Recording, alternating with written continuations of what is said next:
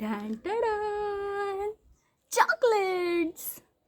ही साधीसुधी चॉकलेट्स नाही आहेत, ही खूप प्रेशियस चॉकलेट आहेत माझ्यासाठी. याचं कारण मी आत्ता सांगलीला गेले होते, तर तिथे माझ्या मामाच्या अपार्टमेंटमध्ये बाजूच्या घरामध्ये एक आजी राहत होत्या. त्यांना जसं समजलं की मी थिएटर किंवा ॲक्टिंग या सगळ्या गोष्टी करते, तर त्यांनी माझ्या मामीच्या स्टेटसवरती माझा ॲक्ट पण पाहिला होता आणि त्यांना तो खूप आवडला होता.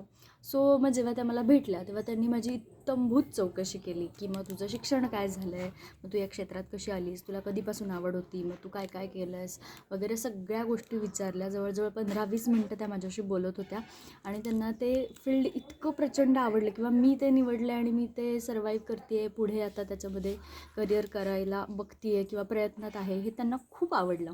आणि जसं त्यांना समजलं की आज मी रिटर्न येते आहे कराडला, तर त्या म्हणाल्या, ए तू थांब थांब थांब 1 मिनिट इकडे ये, तुला चॉकलेट्स देते. आणि मग त्यांनी हे चॉकलेट्स दिले आणि मला म्हणाले तू ॲक्ट करून दाखव ना काहीतरी आम्हाला. आणि मी त्यांना काहीतरी मिमिक्री वगैरे असं करून दाखवलं छोटंसं.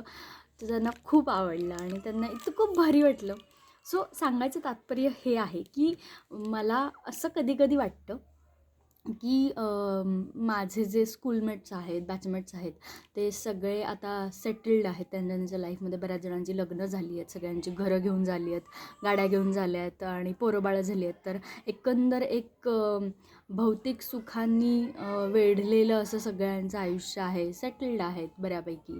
आणि आपलं मग आता काही होतं आहे का, की होईल का, की कधी होईल, असे प्रश्न पडत असतात.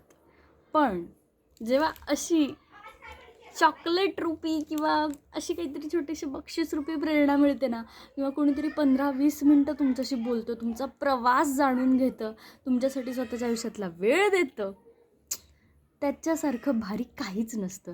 आणि हे मला अजिबात मिळालं नसतं जर मी पण असंच काहीतरी रुटीन लाईफवाला काहीतरी केलं असतं.